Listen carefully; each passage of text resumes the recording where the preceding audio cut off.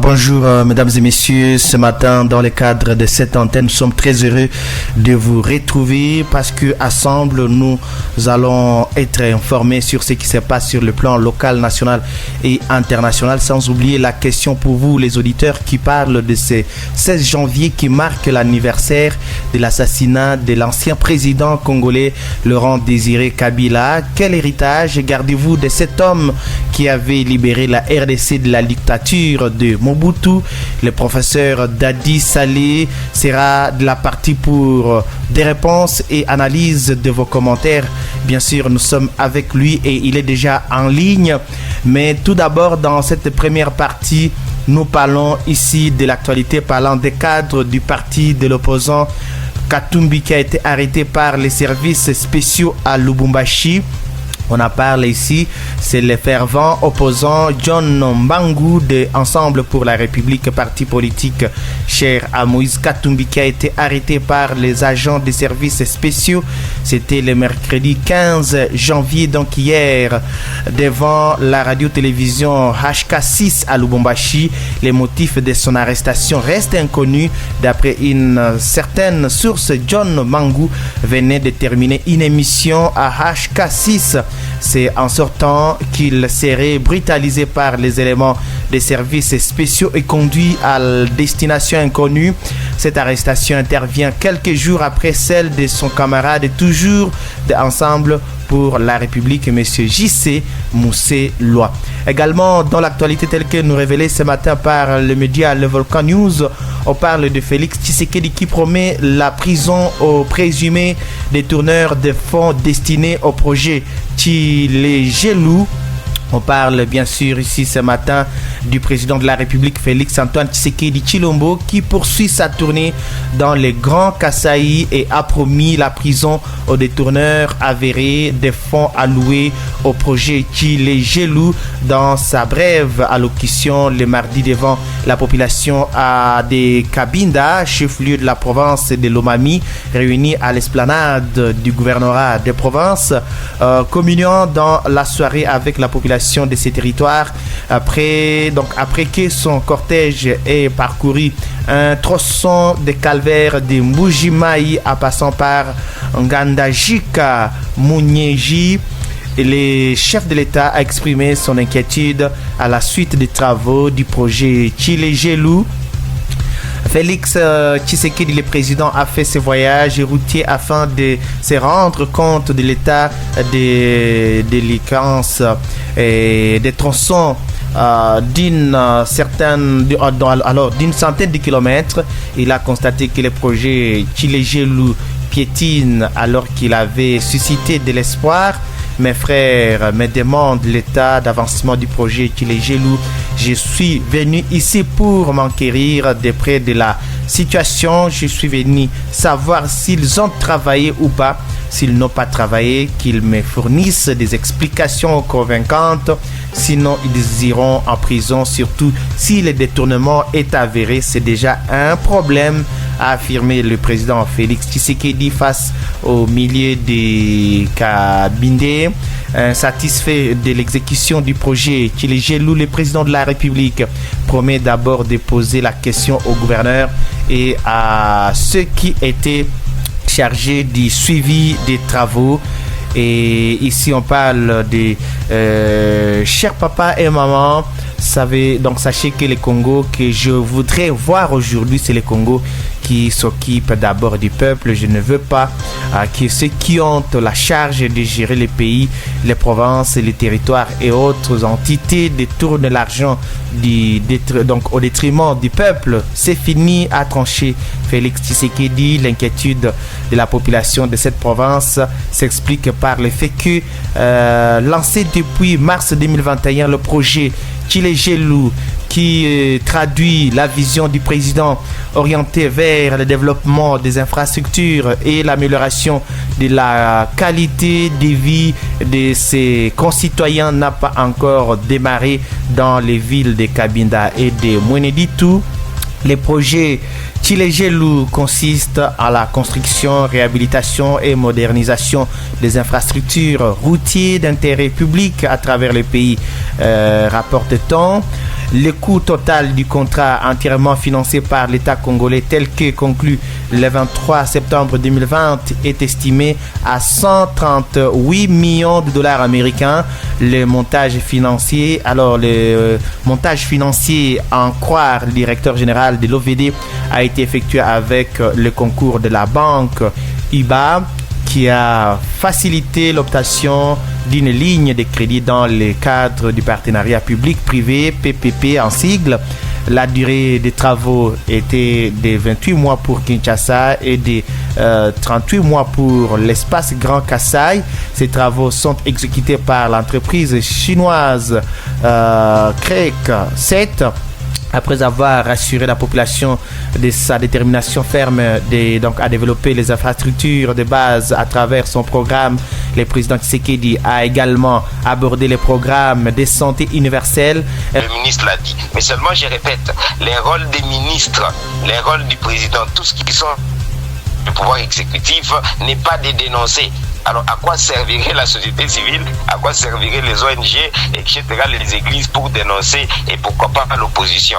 Donc je comprends le cri du chef de l'État, mais je suis désolé en disant que le pouvoir exécutif devra mieux faire son travail, où on ne peut plus continuer à constater des détournements et on dit les gens seront arrêtés. Non, les gens devaient déjà être arrêtés parce qu'on a des ministères, on a des organes de contrôle d'hygiène et tout le reste qui doivent continuer pour cette date et pour faire leurs travaux un peu. On ne peut pas constater que les travaux comme on a dit lampadaires, etc., rien ne s'est fait comme il faut, mais personne n'est vraiment arrêté. On promet que les gens seront arrêtés. Je conseille au chef de l'État de passer à l'action. Les gens devaient déjà être arrêtés. Voilà, merci. Pas dire, même provisoirement. Voilà, merci beaucoup. On vous garde encore parce qu'aujourd'hui, avec vous, nous parlerons de Laurent Désiré Kabila et de son héritage parce que c'est aujourd'hui qu'il est mort. Et voilà, rappelez-vous bien que c'était en 2001. Merci, docteur. Nous vous gardons en ligne. On va revenir avec vous après cette partie dédiée au communiqué publicité. Okay.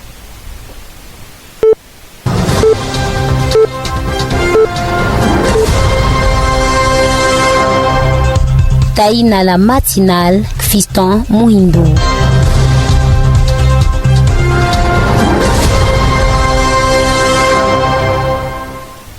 Et bien sûr, nous sommes de retour dans ces studios après cette partie dédiée au communiqué publicité. Nous étions en direct avec... nous sommes toujours en direct avec le professeur Dadi Salé. Alors, ici, nous parlons toujours de l'actualité ce matin. On parle bien sûr du Rwanda qui a fermé ses frontières de Nyiragongo.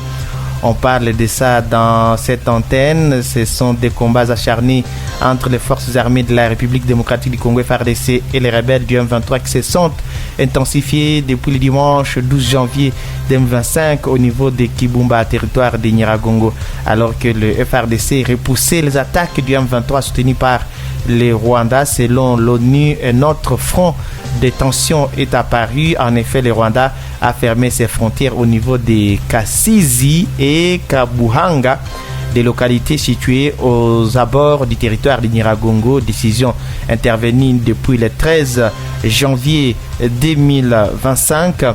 Mambo Kawaya, président de la société civile du territoire, a dénoncé une stratégie qui viserait à utiliser les civils fuyant le combat comme bouclier humain.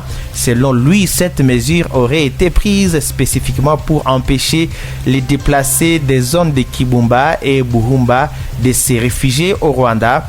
Le pays de Paul Kagame, qui n'a jamais fermé ses frontières depuis l'occupation de Kibumba et Buhumba, vient de fermer ses frontières de Kabuhanga et Kasizi à ce moment même, juste pour empêcher la population qui quittait les deux groupements de Buhumba et Kibumba, c'est-à-dire à cause de la pression militaire des FARDC et les VDP de ne plus se rendre au Rwanda, a précisé Mambo Kawaya dans un message d'alerte diffusé à l'opinion publique.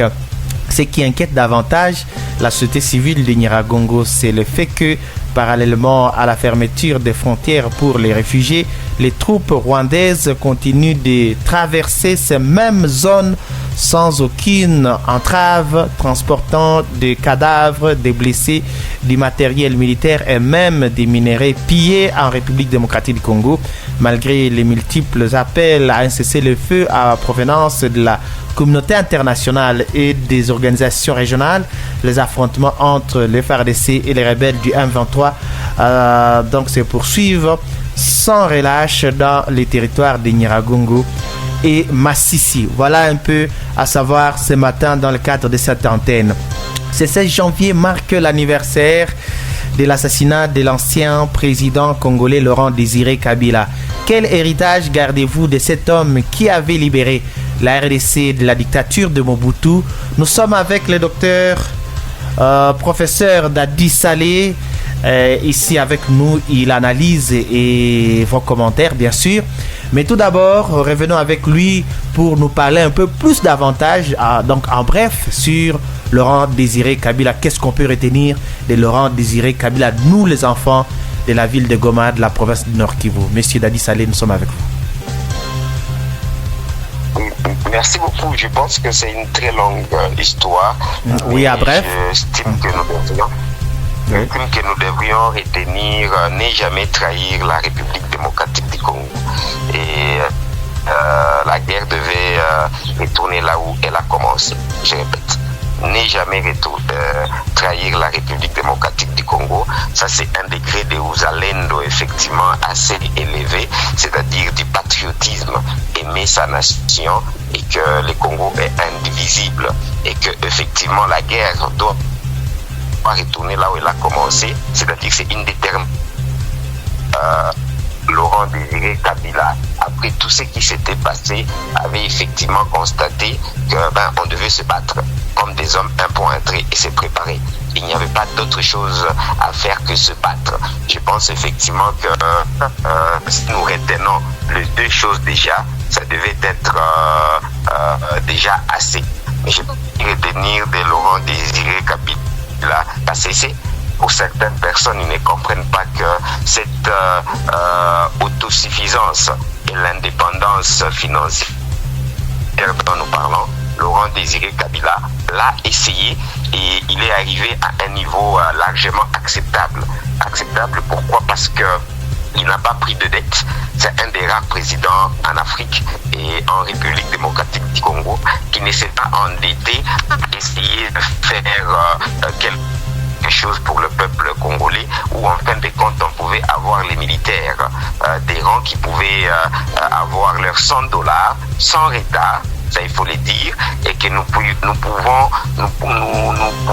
avions des messes de militaires. Messes de militaires, ça signifie que la nourriture à manger n'était plus le vrai problème. Parce qu'effectivement, vous avez bien compris que le militaire ou bien tout le monde qui se bat, ici on parle de Wazalendo, ils ne doivent pas se poser des questions comment ma famille doit manger et comment je veux manger. Ça doit être des choses garanties d'office. Et Mzee Laurent Désiré Kabila à un moment était arrivé à faire cela. Moi-même, je me rappelle, j'étais assez jeune, j'ai joué un peu plus au basketball et au simple sportif. Le militaire, quand ils étaient payés, ils arrivaient à nous acheter des biscuits. Je parle pas de militaires des cadres, je parle de militaires des rangs. Ils arrivaient à nous acheter des biscuits, des ketchup parfois, tout simplement parce que, écoutez, leurs $100, c'est pas ce montant-là qui leur permettait de manger. Ils avaient déjà à manger. C'était un montant un peu de plus, etc., entre guillemets. Et un peu pour dire que, quand même, le militaire pouvait se permettre certaines choses. La vie n'était pas nécessairement aussi belle que ça, mais quand même, il y avait de l'espoir dans le sens de l'amélioration de la vie des militaires. Et à cette époque-là, on se rappelle bien que les $100 avaient une grande valeur. Tout à fait. tout à fait largement mieux qu'aujourd'hui parce que en économie, comme on l'a dit, on parle du panier de la ménagère. C'est un peu pour que les gens puissent me comprendre de façon simple et simpliste. Si vous avez $100 au Burundi et que vous avez $100 en République démocratique du Congo, c'est pas du tout la même. Burundi, vous arrivez à vous faire soigner un peu plus facilement, vous arrivez à avoir les loyers largement moins chers, vous arrivez à avoir un peu, entre guillemets, vous pouvez acheter au moins 3 fois plus de biens que vous pouvez, et services que vous pouvez le faire en République démocratique du Congo. Voilà. C'est comme ça qu'on parle du panier de la ménagère pour la facilitation de la compréhension. Alors, comme aujourd'hui, on a donné la parole aux auditeurs, il y a par exemple Louis Mazimo qui a dit ceci: nous avons hérité de lui l'esprit patriotique, social et démocratique. Il était un homme doté d'une capacité magique pour conduire notre pays à un développement durable, mais aussi nous ne devons pas oublier qu'il était parmi ceux qui ont signé les accords de l'Emera qui ont conduit après notre pays à vivre le génocide malgré sa bonne volonté de former les Kadogo et protéger notre nation contre les mercenaires rwandais, ougandais et américains qui l'ont amené au pouvoir. Paix à son âme, notre héros n'est jamais trahir le Congo. Il y a également Claude Taïvisa qui a dit ceci: Laurent Désiré Kabila est notre héros national. Certes, nous lui reconnaissons cela, mais professeur, est-ce que ce n'est pas lui le géniteur de toutes ces guerres dont celle du M23 nous imposée par les Rwandais, son parrain d'autrefois? Peut-on dire que sa lutte en recourant au Rwanda n'est que l'origine de notre souffrance à l'Est? Voilà la question de Claude Taïvisa. Nous pouvons essayer dans quelques poussières de minutes ou bien secondes de donner notre réflexion en commençant à dire que Laurent Désiré Kabila c'est vraiment un héros national et que les héros ont aussi des zones d'ombre. Les héros ne sont pas aussi parfaits que ça, même Lumumba, même tout le monde. Ça c'est d'abord la première chose que j'aimerais signaler. Donc il a aussi des défauts, etc. Et que parfois nous conseillons de ne pas trop insister sur les défauts des héros pour qu'on puisse prendre plus le point positif. Après effectivement que je l'ai toujours dit et c'est difficile de falsifier l'histoire. Pour moi, Laurent Désiré Kabila s'est battu au maquis depuis très longtemps. Tout ça c'est très vrai. Mais on se souviendra avec Che Guevara qu'à un certain moment, tellement il était trahi par les néocolonialistes, sa lutte s'était amincie et s'était transformée un peu en une lutte minière, un peu de guerre, d'une façon ou d'une autre. C'était plus vraiment une vraie lutte. Ce qui fait qu'effectivement, quand Laurent Désiré Kabila revient avec l'AFDL, pour moi, professeur Dr Dadizale, vivant les événements, ce n'est pas Laurent Désiré Kabila qui était venu. C'est les Rwandais, Ouganda, les néocolonialistes et les Américains qui l'ont pris comme un peu un pantin. Il pensait effectivement qu'il était déjà fini comme patriote. Et c'est en arrivant à Kinshasa que Laurent... Beaucoup de gens n'écrivent pas cette histoire parce que elle a été écrite par les gens qui ont continué à diriger la République démocratique du Congo. Mais pour moi, ce n'est pas à Goma que Laurent Désiré, ou bien à Emera, que Laurent Désiré Kabila a libéré les Congos, absolument pas. Il a libéré les Congos quand il a su chasser les Rwandais à Kinshasa. C'est à ce moment-là que pour moi, il devient vraiment un héros. Et il faut noter qu'avec ou sans Laurent Désiré Kabila, n'importe qui pouvait être choisi par les Américains, parce que c'est eux qui l'ont choisi, par les Rwandais, les Ougandais, pour faire un peu semblant, comme si c'est lui qui mène la bataille. Mais je suis désolé, je ne peux pas falsifier la vraie histoire, pas l'histoire que les gens racontent n'importe comment. Ce sont les Rwandais et les Ougandais et les Américains, ça va, qui ont amené Laurent Désiré Kabila. C'était pas sa rébellion. Pour moi, il est héros parce qu'il les a chassés en arrivant à Kinshasa. Il a pris ce courage-là. Il n'a pas fait comme Bizimungu au Rwanda, quand effectivement les FPR l'avaient mis au pouvoir pendant quelques années parce qu'il fallait qu'on ait au moins un Hutu. Ça va, plutôt qu'un Tutsi pensant que c'est lui le président. Donc, cela n'est pas écrit. dans beaucoup de livres, mais franchement, moi, en tant qu'enfant de Goma, je n'ai pas besoin de ces livres-là pour affirmer ce que je suis en train de dire pour l'instant. Ça n'enlève en rien la partie héros national et un grand patriote de Laurent Désiré Kabila. Donc, les signatures de Lemera, la responsabilité de Laurent Désiré Kabila est certes là, mais il faut noter que international des Américains, des Européens, Français, avec maintenant à la tête l'Ouganda à ce moment-là et les Rwandais qui étaient en deuxième position pour attaquer la République démocratique du Congo, qui est notre vrai problème. Ce n'est pas Laurent Désiré Kabila. Alors nous allons poursuivre avec des commentaires. Il y a Blaise Rwambana Nguet qui a dit ceci: il nous a amené des Rwandais en RDC et avons signé des accords flous avec le Rwanda, Burundi et l'Ouganda. Je pense que vous avez répondu à cette question. Ce n'est pas lui qui les a amenés, mais ils ont utilisé Laurent Désiré Kabila. Mais après, lorsqu'il s'est rendu compte, après, il les a chassés. Je pense que c'est ça ce que vous avez dit, monsieur le docteur professeur. Alors, il y a... Oui. Il y a également Didier Ombeni qui a dit ceci: une très grande... Voilà. On ne sait pas s'il voulait dire quoi.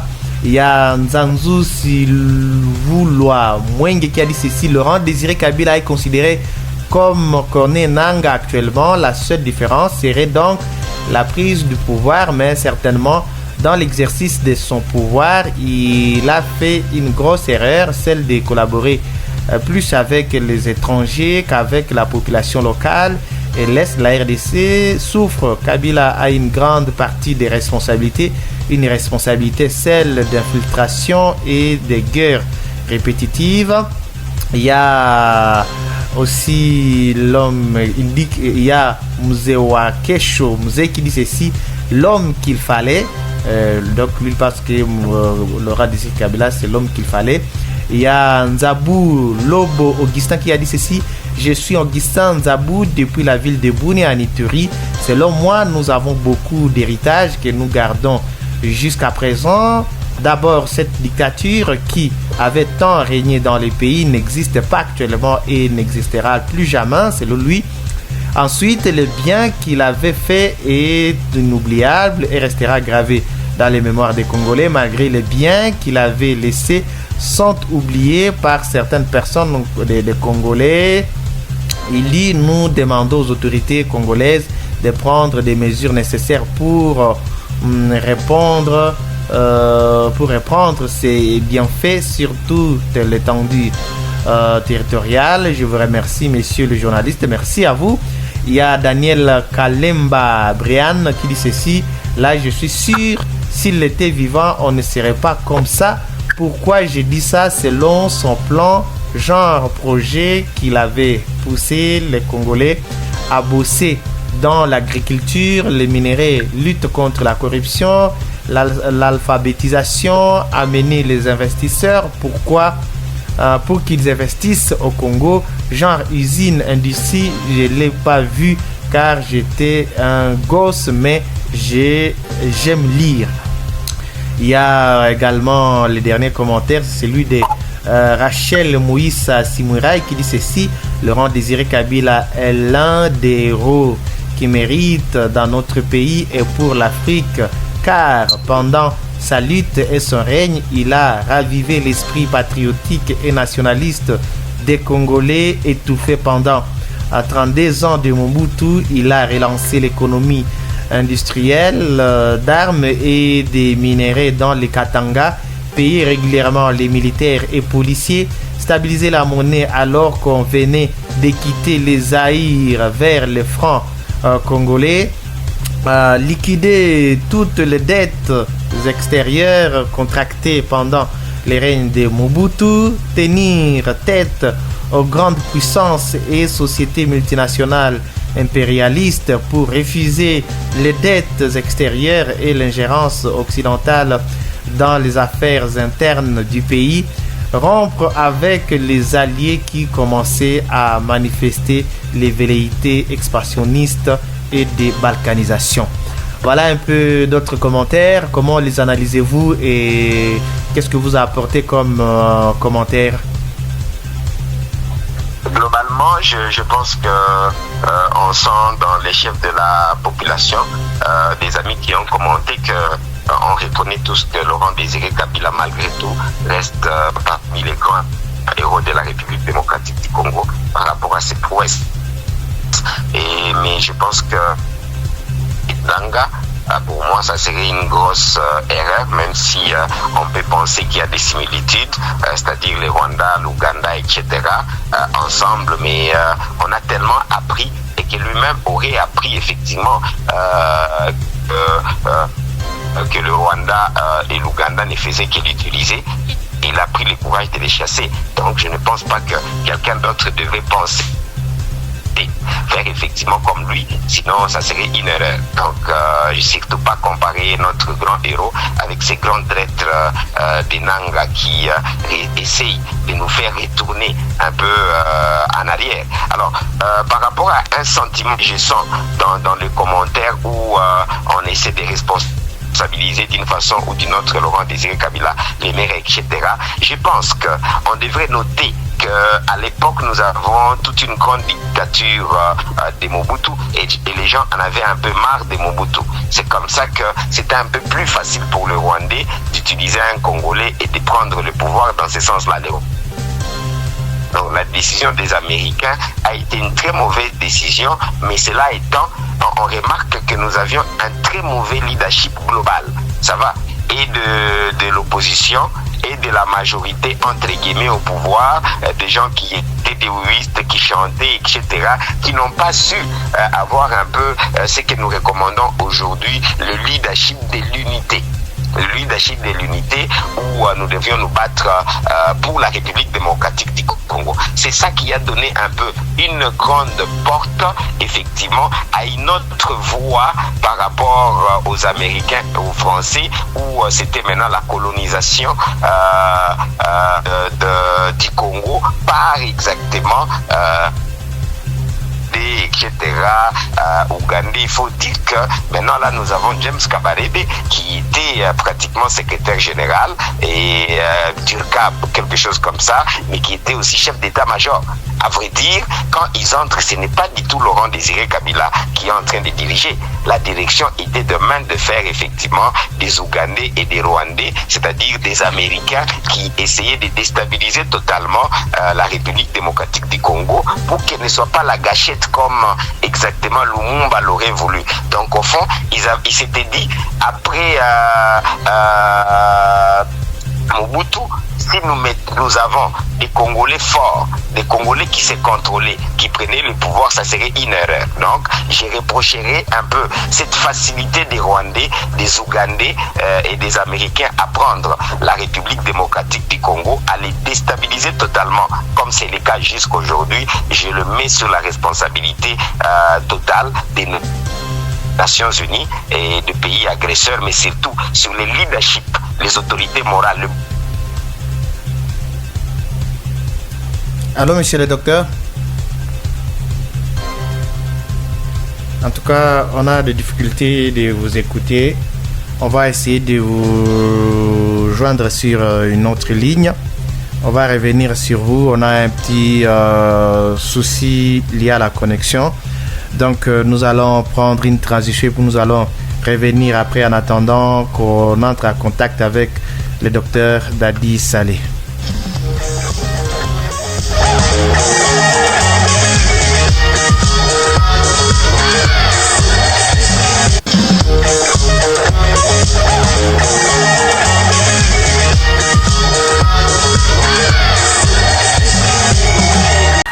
Allô, monsieur le docteur, professeur, on vous a perdu un peu. Vous êtes en ligne. Alors, vous parlez de Laurent Désiré Kabila, comment il a été utilisé et puis il s'est retrouvé après et il a été obligé de libérer le pays. Donc, à vous entendre parler, il a eu un double travail. D'abord chasser Mobutu, après aussi voir comment se débarrasser de ceux-là qui avaient un plan machiavélique contre la République démocratique du Congo. Je ne le prends pas de la sorte personnellement, parce que pour moi, ce n'est pas lui qui a chassé Mobutu.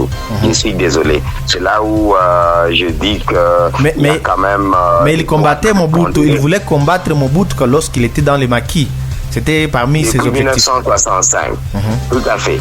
Depuis toutes ces années, il a combattu Mobutu et je l'ai dit, il a résisté avec un peu son parti politique, RP si je ne me trompe pas, et qu'effectivement nous lui reconnaissons cette révolution et ces grands combats. Mais on retiendrait effectivement qu'il a été même approché en Tanzanie, etc., par Che Guevara, et que naturellement il a été reconnu, puisqu'à l'époque, il faut noter qu'il est résistant, il est révolutionnaire et nous lui félicitons.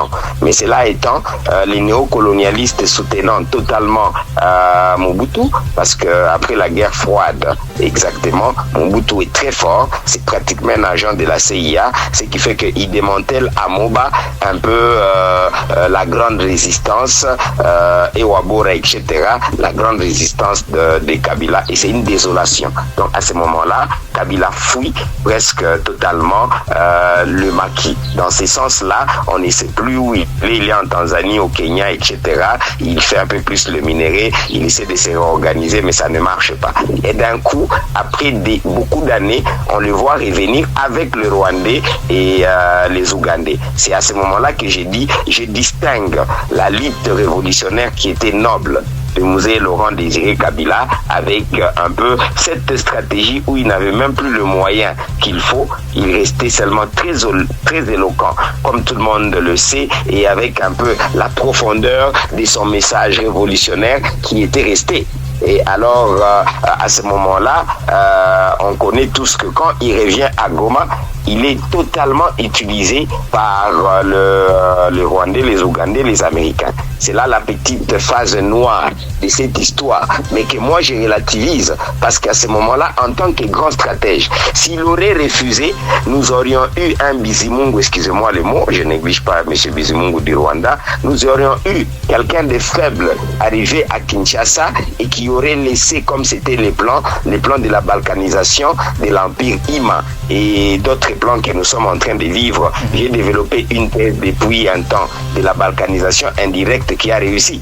Mais la balkanisation indirecte réussit parce qu'effectivement, il tue Laurent Désiré Kabila. Donc, on n'a plus à la tête de la République démocratique du Congo un nationaliste, un révolutionnaire qui refuse la balkanisation indirecte, c'est-à-dire les contrôles d'une façon indirecte de la République démocratique du Congo par le Rwanda, par l'Ouganda, par les néocolonialistes pour leur propre intérêt. Nous avons passé plus de 20 ans et jusqu'aujourd'hui, et on félicite le chef de l'État qui commence à résister. Je dis bien qu'il commence à résister contre effectivement ces néocolonialismes, cette balkanisation indirecte. Donc c'est une thèse que moi-même, professeur Dr Dadi Saleh, je continue à défendre pour ceux qui pensent effectivement que le Rwanda ne nous a pas colonisés. Non, on a été colonisés où le président actuel et l'ancien président Kabila, le fils, l'a reconnu, où l'Ouganda continuait à contrôler une bonne partie de la République démocratique du Congo et le Rwanda, même l'intelligentsia, où ils ont infiltré des milliers de gens à la tête de la République démocratique du Congo, presque officiellement, où le président actuel a presque été obligé, lui-même l'a dit, de leur donner des marchés pour essayer de penser qu'ils vont quand même collaborer, ils ne vont plus continuer à piller. Je donne un rapport, par exemple, à Ituri. Jusqu'aujourd'hui, il est prouvé que par des organisations officielles, plus de 15 000 tonnes par an vont frauduleusement, c'est pas frauduleusement, passent par l'Ouganda, et il y a du bois qui passe par là, l'or effectivement, et nous avons le gouverneur du Sud Kivu qui a prouvé que au moins 90% des entreprises chinoises, ça va, fonctionnent frauduleusement, mais ils fonctionnent avec les Rwandais. Qui ne le sait pas? Il fonctionne avec les systèmes néocolonialistes où nous avons les garçons des courses, les autorités morales, et je condamne depuis très longtemps, qui ont laissé faire. Ça va? Et effectivement, vous avez une intervention d'un fils du Nord Kivu. Je peux quand même le citer parce qu'il a fait son intervention officiellement à Bossolo, je pense, politique, donc on peut le citer comme ça. C'est officiel. Il a reconnu que c'était les Rwandais qui mettaient des généraux pour dire qui mettaient même, moi j'ajoute, ça va, qui mettaient presque tous les grands leaders du Nord Kivu. Je suis désolé, mes déclarations, je ne change pas. Je reste un Mozalendo et je m'assume. La grande partie des autorités morales ont été mises par le Rwanda, par l'Ouganda. Et les ministres qu'il a si bien dit, c'est-à-dire Nzangi, l'a avoué devant tout le monde, parce que nous le disons depuis des années et les gens pensent que Dani raconte n'importe quoi. Les gens n'ont pas le courage de dire les choses comme elles sont. C'est le Rwanda qui mettait les dirigeants, ça va du Nord Kivu, et beaucoup de dirigeants de la République démocratique du Congo. Ça fait depuis très longtemps. Depuis ce qui s'est passé jusqu'après la mort de Laurent Désiré Kabila, cette situation est restée. Et c'est à peine que c'est en train de changer par les nouveaux présidents qu'on félicite dans ce sens-là. Franchement, on ne doit pas falsifier l'histoire et ne pas reconnaître. Donc, Muhindo Nzangi vient de répéter un peu de sa façon ce que nous disons depuis très longtemps. Oui. Que même des députés, s'il vous plaît, même des députés, c'est les Rwandais qui devaient décider avec effectivement son lobbying à partir de Kinshasa. Eh ben, si tu n'es pas un peu en connivence avec le régime du Rwanda, eh ben, tu peux même pas être chef de l'armée ou bien être un grand leader au Nord Kivu. Donc, tant que nous avons encore ces mêmes autorités morales qui, il a parlé effectivement des couloirs internes et externes, il n'a pas 100% tort, et ces couloirs existent encore en grande partie, et ces couloirs est à Kinshasa.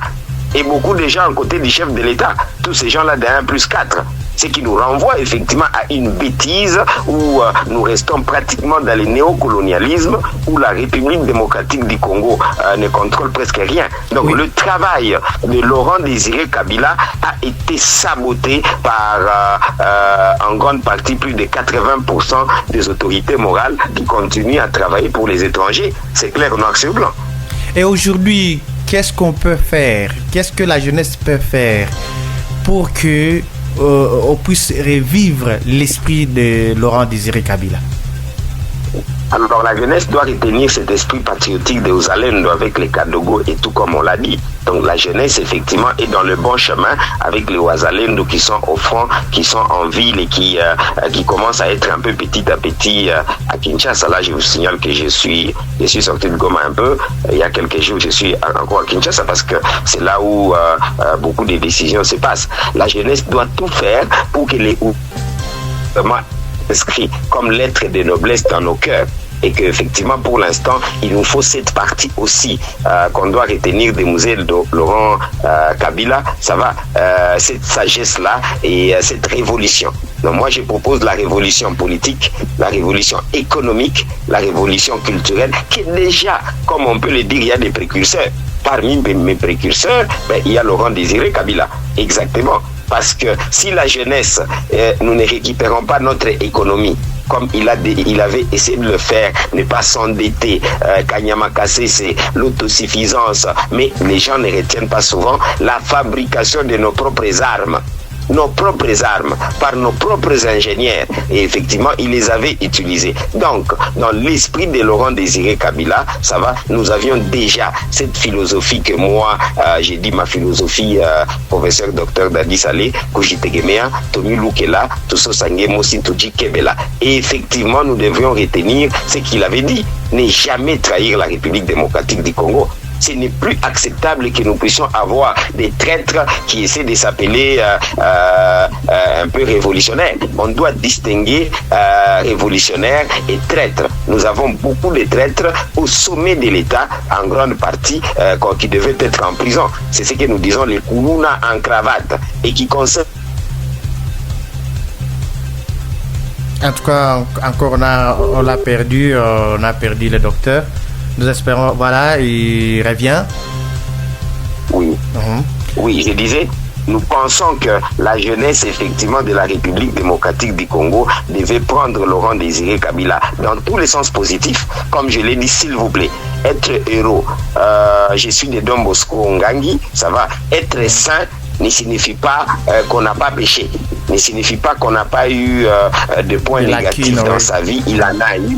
mais il faut retenir plutôt ce qui les caractérise, ce qui est spécial. C'est ça être un héros. Laurent Désiré Kabila, contrairement à beaucoup d'autorités morales aujourd'hui qui ont peur de mourir, qui se disent qu'est-ce qu'on peut faire? On obéit aux Américains, on obéit aux Rwandais, on laisse nos minéraux, les couloirs, les corridors de l'Obito parce que ce sont les Américains qui ont dit qu'est-ce qu'on peut faire? On n'a pas l'argent, alors on doit se courber devant le FMI. Et pourtant, tous les rapports, et notamment nos rapports en tant que spécialistes, ça va économique et de développement, prouvent à suffisance que tout cet argent-là ne développera jamais la République démocratique du Congo. Alors comment est-ce que on a une économie extravertie? On ne veut pas faire un peu cette révolution économique. Donc, et c'est un peu comme si on a des autorités morales qui n'ont pas l'esprit de Laurent Désiré Kabila.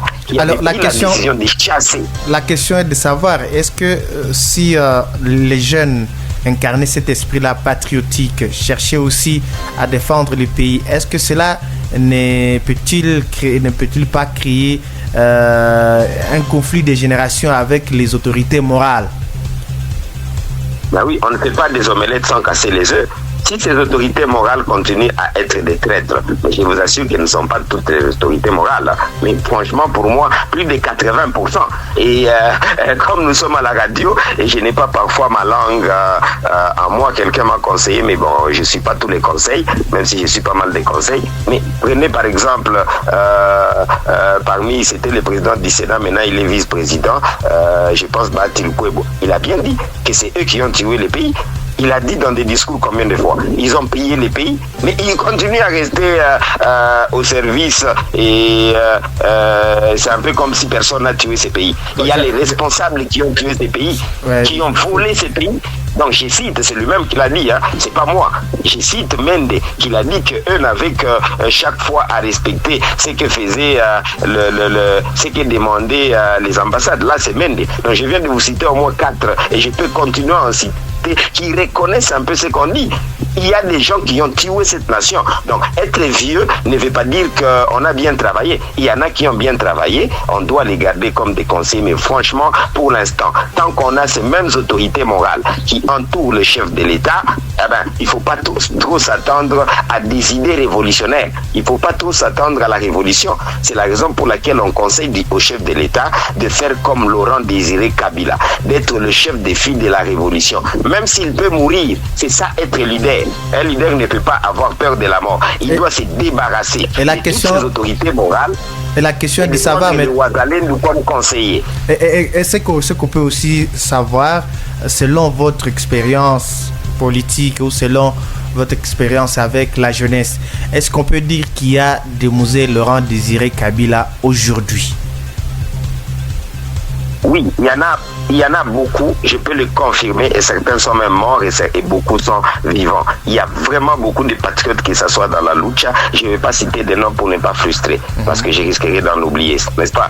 Il y a de patriotes comme Laurent Désiré Kabila dans le gouvernement, franchement peut-être 5%, je ne cite pas non plus les noms. Il y a des patriotes dans des églises, mais beaucoup des églises ont perdu cette voie-là, ça va, et qu'on ne sait plus avoir des catholicos aujourd'hui très facilement, qui sont à Bukavu des églises de prélats qui sont décédés pour défendre cette nation comme Laurent Désiré Kabila. Mais aujourd'hui, c'est devenu un peu rare. Donc il y en a, mais je pense effectivement qu'à cause de cette politique de la famine, à cause de cette politique des autorités morales qui ont l'argent, c'est eux qui donnent le poste, c'est eux qui donnent des matricules, c'est eux, les gens se disent que si tu ne le suis pas, tu ne seras jamais un grand politicien, tu ne seras jamais député. Donc je ne vais pas individualiser les débats, mais je vous assure effectivement, c'est un petit schéma qui marche. Si vous ne suivez pas ces autorités morales-là, dans leurs bêtises, vous n'aurez presque rien, ni poste, ni argent, ni être député ou bien etc. Mais je pense que moi, professeur Dr Dadi Saleh, avec ma philosophie Kujitegemea, je conseille aux jeunes patriotes, aux jeunes révolutionnaires d'être patients.